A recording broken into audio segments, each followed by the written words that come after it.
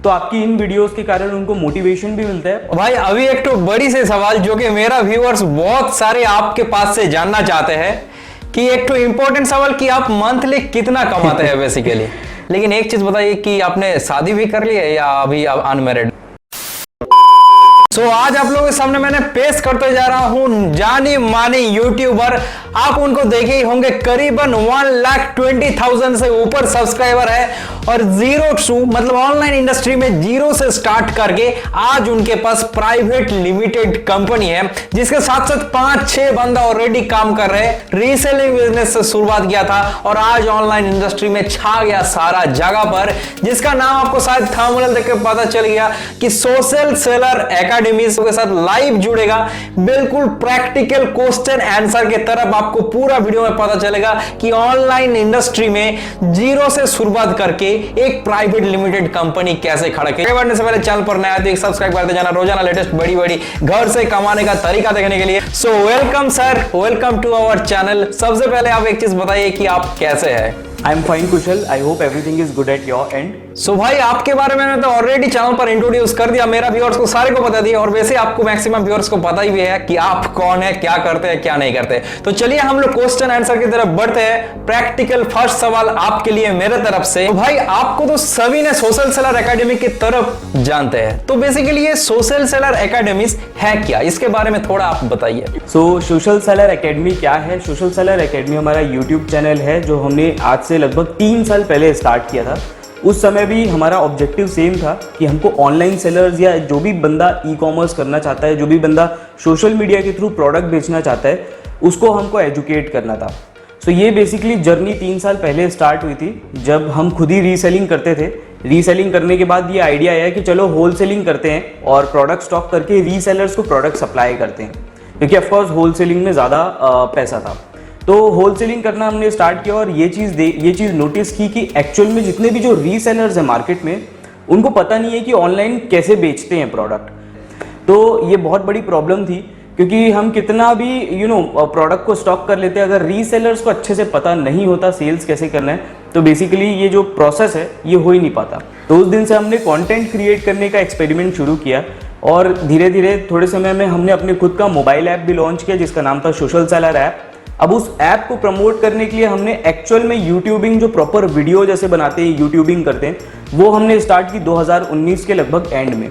और उसके बाद लोगों को हमारा कंटेंट बहुत ज़्यादा पसंद आया, तो हम उनको मार्केटिंग के बारे में सिखाते हैं, डिजिटल मार्केटिंग के बारे में सिखाते हैं कि प्रचार कैसे करना चाहिए, उनको सेल्स के बारे में सिखाते हैं कि कस्टमर को कन्वर्ट कैसे करना चाहिए, उनको वेबसाइट वगैरह बनाने के बारे में बताते हैं। इन नॉर्मली जो प्रॉब्लम्स आती है रीसेलिंग बिजनेस के ऊपर, ई कॉमर्स भी हो गया, सोशल कॉमर्स भी हो गया, अफिलिएट मार्केटिंग भी हो गया, ड्रॉप शिपिंग भी हो गया, ये सारी चीज़ों के ऊपर कवर करते हैं। और अभी रिसेंटली हम बड़े बड़े जितने भी होलसेलर्स हैं उनके साथ इंटरव्यू कर रहे हैं, ताकि वो जो होलसेलर्स हैं वो अपनी वैल्यूएबल इंफॉर्मेशन शेयर कर सके और रीसेलर्स भी होलसेलर के साथ कनेक्ट होकर अपना बिजनेस कर सके। तो basically social seller academy reselling business से शुरू होके आज एक ई कॉमर्स कंसल्टेंसी कंपनी है। अपने जीरो टू एक प्राइवेट लिमिटेड कंपनी, वो भी इतना कम टाइम में आपने कैसे बनाई, ये चीज के बारे में थोड़ा बताइए। देखिए, जब मैंने रीसेलिंग बिजनेस शुरू किया था तो बिल्कुल जीरो इन्वेस्टमेंट का शुरू किया था, क्योंकि मेरे को बिजनेस नहीं करना था, मेरे को सिर्फ देखना था कि ये बिजनेस चलता कैसे है। क्योंकि मुझे पता था कि दिल्ली में बहुत सारे होलसेलर्स हैं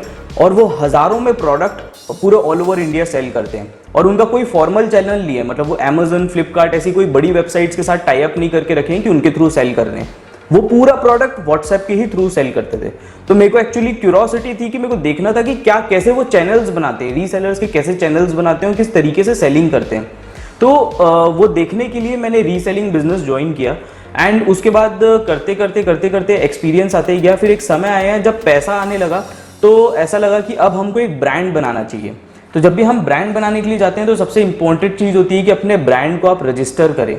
एंड शुरू में ऑप्शन था तो मैंने प्रोप्राइटरशिप रजिस्ट्रेशन करवाया, बट देन जब और अच्छी सेलिंग हुई और हमने अपना मोबाइल ऐप लॉन्च किया था सोशल सेलर ऐप, तो उसके बाद स्टार्टअप इंडिया में रजिस्टर करने के लिए हमने अपनी ब्रांड को प्राइवेट लिमिटेड पे शिफ्ट किया। तो उस वजह से हमने अपनी कंपनी को प्राइवेट लिमिटेड पे शिफ्ट किया। भाई आप बेसिकली हो कहाँ से? मैं बेसिकली रायपुर से हूँ। एक्चुअल में मेरा जो होम टाउन है वो राजनांदगांव है, but then I shifted to Raipur और अब हमारी पूरी ऑफिस रायपुर में है। आपने कैसे स्टार्ट किया कि अपना रीसेलिंग बोलो चाहे वो ऑनलाइन बिजनेस बोलो, वो चीज आपने स्टार्ट कैसे किया? ओके, ये बहुत इंटरेस्टिंग सवाल है। तो बेसिकली मुझे कहीं ना कहीं से स्टार्ट करना था। मुझे पता चल गया था कि सोशल मीडिया इंस्टाग्राम पे लोग प्रोडक्ट सेल कर रहे हैं और इसको रीसेलिंग बिजनेस बोलते हैं। तो मैंने क्या किया कि एक जो शॉप थी जिससे मैंने एक बार परचेज़ किया था, तो मैंने उसी के प्रोडक्ट्स अपने एक इंस्टाग्राम अकाउंट पे लेके डालना शुरू कर दिया। क्योंकि मेरे पास कोई होलसेलर नहीं था, मुझे पता नहीं था कि मार्केटिंग वगैरह कैसे करते हैं। तो मैंने कैनवा से ही उस समय एक छोटा सा लोगो बनाया अपना, एंड उसके जो जो प्रोडक्ट्स थे वो मैं अपनी इंस्टाग्राम पे डालते गया।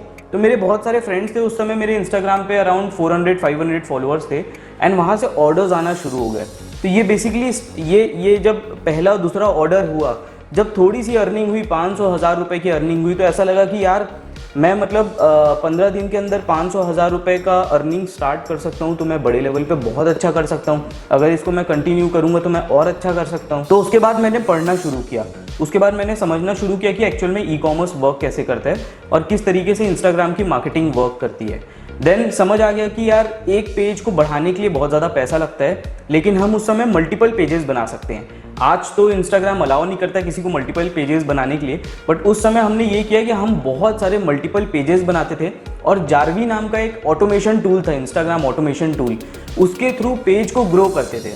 मतलब उसमें ये होता था कि ऑटोमेटिक फॉलो अनफॉलो होता था, ऑटोमेटिक आपके पोस्ट हो जाते थे। तो हमको सिर्फ एक मेन अकाउंट मैनेज करना पड़ता था और बाकी जितने भी अकाउंट्स हैं वो जारवी करके एक सॉफ्टवेयर होता था, उसके थ्रू मैनेज होते थे। तो ऐसा कर करके काफ़ी सारे हमने पेजेस क्रिएट करे। उस समय लगभग मेरे पास 25 पेजेस थे ऑनलाइन, और वो सारे पेजेस में अच्छी ट्रैफिक आती थी। सारे पेजेस में 6-6, 7-7 हज़ार फॉलोअर्स थे, और वहाँ से लोग कनेक्ट होके प्रोडक्ट्स का स्क्रीनशॉट लेके मेरे पास व्हाट्सएप तक के आते थे। मेरे साथ मेरे 2 दोस्त भी जुड़ गए थे जो व्हाट्सएप पे ऑर्डर्स लेते थे, और हम सारे लोग मिल के दिन में करीब 20 से 25 ऑर्डर तक की क्लोज कर लेते थे। फिर उसके बाद एक समय आया जब ऐसा लगा कि नहीं यार, रीसेलिंग बिजनेस बहुत हो गई है, कस्टमर्स के साथ डील कर करके थक गए थे। तो ऐसा लगा कि अब हमारे पास पैसा भी है, इन्वेस्टमेंट भी है, इसी फील्ड में कुछ करना है। तो हमने सोचा कि अपने खुद का होलसेलिंग बिजनेस डालते हैं। जब हमने अपने खुद का रीसेलिंग ऐप लॉन्च किया, सोशल सेलर ऐप, तो इसके बाद हमने उसको और डेवलप करने का फैसला किया, और थोड़े ही समय में हम सोशल सेलर ऐप का नया वर्जन लॉन्च करने वाले हैं, जिसमें मल्टीपल सेलर्स होंगे, जिसमें रीसेलर्स मल्टीपल सेलर्स के साथ कनेक्ट हो सकता है और ऑनलाइन बिजनेस कर सकते हैं। भाई, आपने शुरुआत करने टाइम कितना ज्यादा इन्वेस्ट किए थे और पूरा बिजनेस को जीरो इन्वेस्टमेंट से किए थे, इसके बारे में थोड़ा बताइए। जैसे कि मैंने बताया, मैंने रीसेलिंग बिजनेस के लिए कुछ भी इन्वेस्ट नहीं किया था, लेकिन जब होलसेलिंग बिजनेस करने गए थे तो हमने करीब 10-1 लाख रुपए इन्वेस्ट किया था। और जब हम ऐप डेवलप करने गए थे तो उसमें भी हमने 6-7 लाख रुपए इन्वेस्ट किया था। सो भाई ने बेसिकली बता रहे कि उन्होंने जब रीसेलिंग बिजनेस शुरुआत किया, उन्होंने कुछ भी पैसा इन्वेस्टमेंट नहीं किया, बेसिकली जीरो से किया था, क्योंकि रीसेलिंग करने के लिए इन्वेस्टमेंट जरूरी नहीं होते। लेकिन अगर उसी चीज को आप लोग बड़ा लेवल में करना चाहते हैं, अगर और भी बड़ा होलसेल में काम करना चाहते हैं, तो उसके लिए थोड़ा बहुत पैसा इन्वेस्टमेंट करना पड़ता है, चाहे वो लाख की अमाउंट भी हो सकता है, क्योंकि उसमें आपको ग्रोथ जल्दी मिलती है। एंड लेकिन जब रीसेलिंग बिजनेस ऐसे बिजनेसेस होते हैं जिसको आप घर में बैठ के भी कर सकते हो, जिसके लिए आपको टीम की ज़रूरत नहीं है, आप बहुत ज़्यादा अर्निंग नहीं करोगे, शुरू में 20-25 हज़ार रुपए की अर्निंग करोगे, तो उसमें आप बिना निवेश के स्टार्ट कर सकते हो। सो भाई, एक तो इंटरेस्टिंग सवाल आपके लिए मेरे तरफ से कि आपने तो सभी कुछ चीज मैंने ऑलरेडी सुना कि आप इतना ज्यादा कर लिए, ये कर लिए, लेकिन एक चीज बताइए कि आपने शादी भी कर ली है या अभी आप अनमैरिड? नहीं यार कुशल, उसके लिए तो टाइम है, अभी तक की शादी नहीं हुई है, ट्राई करते हैं कि अगले साल तक की। पहले ही मेरे तरफ से आपको कांग्रेचुलेशन। सो भाई, आप बात करते हैं कि यूट्यूब जर्नी, आपने आपका चैनल के अंदर 120 के पास सब्सक्राइबर है, 1,20,000 करीबन। तो ये जो सब्सक्राइबर आपने कैसे बनाया और क्या उसके लिए कुछ ट्रिक्स है? क्योंकि मेरा बहुत सारे व्यूअर्स ऐसा भी है कि उसको यूट्यूब में सब्सक्राइब बढ़ाने का चक्कर में मेरे को लग रहा है, अभी तक कुछ एनालिटिक्स पे ऐसा देख रहे थे, अभी बहुत कुछ मतलब कर रहे हैं, तो उसके बारे में बताइए। यूट्यूब की जर्नी के लिए मैं एक ही चीज बोलना चाहूंगा, परसिस्टेंस। यूट्यूब में ये मैटर नहीं करता कि आप कंटेंट अच्छा डाल रहे हो, बुरा डाल रहे हो, बेकार डाल रहे हो, आप सीखते जाते हो। डे 1 से आपका कंटेंट अच्छा नहीं जाता, और यहीं पे परसिस्टेंस बहुत काम आती है। वो होती है आपकी कंटिन्यूटी, कि आप कितना ज़्यादा कंटिन्यूस वर्क कर रहे हैं। आप अगर कंटिन्यूसली हर हफ्ते 2-3 वीडियोस डाल रहे हैं तो डेफिनेटली एक समय के बाद आपका यूट्यूब अच्छा होना शुरू हो जाता है, और आप भी एज अ पर्सन सीखते जाते हैं कि आखिर में लोगों को चाहिए क्या, आपकी ऑडियंस को चाहिए क्या। तो परसिस्टेंस बहुत इंपॉर्टेंट है, और रिसर्च बहुत इंपॉर्टेंट है कि आपको देखना पड़ता है कि आपकी ऑडियंस को क्या चाहिए, उनको किस चीज़ की ज़रूरत है।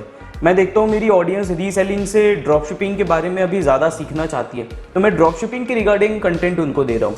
तो ये बहुत इंपॉर्टेंट है, छोटी छोटी चीज़ें। बाकी इसके ऊपर हमने एक डिटेल्ड वीडियो बनाई है। हमारा जब 1 लाख सब्सक्राइबर कंप्लीट हुआ तो मैंने कुछ स्ट्रैटेजीज़ बताई थी एक वीडियो में। वो वीडियो आप लोगों को रिफ़र कर सकते हैं, जिसमें हमने 6-7 स्ट्रैटेजीज़ है वो खुल के शेयर किया है। पर यूट्यूब में अचानक से ग्रोथ नहीं हो जाती। जब हमने शुरू किया था तो 1 साल में हमको सिर्फ 5 से 6 हज़ार सब्सक्राइबर्स ही आए थे और अगले 4 महीनों में हमको 50,000 सब्सक्राइबर्स आ गए थे। तो बेसिकली एक समय का आपको वेट करना पड़ता है जब आपका कंटेंट एसईओ में रैंक करता है, जब लोगों की नज़र आपके ऊपर पड़ती है और जब वो एक कंटेंट को देखते हैं तो वो आपके दूसरे कंटेंट पे जाते हैं, तीसरी वीडियोस में जाते हैं, चौथी वीडियो में जाते हैं और इस तरीके से आपका ओवरऑल यूट्यूब का बिजनेस सक्सेस होता है। अभी आपका कितना टीम है और आप खुद ही सारा कुछ चीज मैनेज करते हैं? जी हाँ कुशल, अभी हम लोग 7 से 8 लोग की टीम है जो अपने घर से ही काम करते हैं कोरोना के कारण। बट जैसे ही ये सिचुएशन ठीक हो जाएगी हम सब वापस ऑफिस में आके एक साथ वर्क करना स्टार्ट कर देंगे। भाई अभी जो ऑनलाइन पे रीसेलिंग ऐप है मार्केट के अंदर, तो उसके बारे में आप थोड़ा कुछ राय बताइए अपना कि क्या है क्या नहीं है ये सब ऐप। ये आपका बहुत अच्छा क्वेश्चन है कुशल। अभी जो मार्केट में रीसेलिंग ऐप्स है, मुझे नहीं लगता कि ये रीसेलर्स का बिजनेस इंक्रीज करने के लिए बने हुए हैं। ये अपने खुद का बिजनेस इंक्रीज कर रहे हैं। आप अगर देखिएगा कोई भी रीसेलिंग ऐप आप उठा के देख लीजिए, वहाँ पे आपको लो क्वालिटी प्रोडक्ट मिलेंगे, लो क्वालिटी फोटोग्राफी मिलेगी, ऐसे प्रोडक्ट मिलेंगे जो 100 रुपये से 500 रुपये के बीच में है। मतलब एक अच्छे क्वालिटी के आपको प्रोडक्ट या रिलायबल प्रोडक्ट्स नहीं मिल सकते जिसको रीसेलर बेच के अच्छा खासा पैसा कमा सके। चाहे वो कोई भी ऐप हो, चाहे कितनी भी बड़ी कंपनी हो, सारी कंपनीज के साथ प्रॉब्लम है कि टाइम पे उनका रेमिटेंस नहीं मिलता, डिलीवरी टाइम पे नहीं होती। तो बेसिकली ये कंपनी अपने आप को ही ग्रो कर रही है। रीसेलर्स का यूज़ करके कंपनी अपने आप को ही ग्रो कर रही है, खुद फंडिंग पे फंडिंग रेस किए जा रही है। और आप देखोगे तो मेजॉरिटी ऑफ रीसेलिंग कंपनीज जो बड़ी कंपनी है इंडिया में, वो अभी आज की डेट में लॉस में है। चाहे आप मीशो को उठा लीजिए, चाहे बाकी आप कोई और भी कंपनी आप देख लीजिए, वो सारी कंपनी लॉस में। तो मेरा ये क्वेश्चन उठ जाता है कि जब कंपनी खुद में ही लॉस में है तो कैसे वो रीसेलर्स का बिजनेस बना के देगी, कैसे वो रीसेलर्स को एक प्रॉफिटेबल बिजनेस बना के देगी। तो कहीं ना कहीं यहाँ पे क्वेश्चन लग जाता है। आई होप कि फ्यूचर में जो इंडिविजुअल होलसेलर्स हैं वो अपने खुद का ऐप लेके आएंगे। जैसे हमने बताया था होलसेल डॉग के बारे में, वो अपना खुद का रीसेलिंग का ऐप लेके आ रहे हैं। हमने वामा ट्रेंड्स के ऊपर एक केस स्टडी बनाई थी, वो अपने खुद का एक ऐप या अपनी वेबसाइट लेके आ रहे हैं। तो जो बड़े होलसेलर्स हैं वो अपने खुद का ऐप लेके आ रहे हैं क्योंकि प्रोडक्ट उनके पास ही है। बाकी जो जितने भी रीसेलिंग ऐप्स है जो बेसिकली कमीशन बेसिस पे काम करते हैं, वो थोड़े समय बाद डाउन चले जाएंगे। भाई अगर मान लीजिए कि कोई भी इंसान अपना ऑनलाइन पे करियर शुरुआत करना चाहता है, चाहे वो ऑनलाइन बिजनेस हो चाहे वो रीसेलिंग बिजनेस हो, क्या वो इंसान वो चीज फ्री में कर सकता है या उसके लिए उसको कुछ इन्वेस्टमेंट करना पड़ेगा? जी हाँ कुशल, मैं मानता हूँ कि कोई भी इंसान फ्री में रीसेलिंग बिजनेस स्टार्ट कर सकता है। बट मैं एक और चीज़ बोलना चाहूँगा कि इस दुनिया में फ्री में कुछ भी नहीं होता, क्योंकि या तो आप पैसा इन्वेस्ट करते हो या तो आप टाइम इन्वेस्ट करते हो। ठीक है, अगर आप फ्री में चालू कर रहे हो, बिना पैसे इन्वेस्ट किए चालू कर रहे हो, तो आपको अपना टाइम इन्वेस्ट करना पड़ेगा। आपको एक्सपीरियंस गेन करने के लिए टाइम इन्वेस्ट करना पड़ेगा। वो एक्सपीरियंस आपको हो सकता है 8-10 महीने 1 साल में आए। और कई लोग होते हैं जो एक्सपीरियंस या टाइम ना इन्वेस्ट करके वो थोड़ा सा पैसा इन्वेस्ट करते हैं ताकि वो अपने टाइम को बचा सके। तो ये डिसीजन जो भी एंटरप्रेन्योर है, जो भी ऑनलाइन सेलर है, जो भी सीखना चाहता है उसके ऊपर है।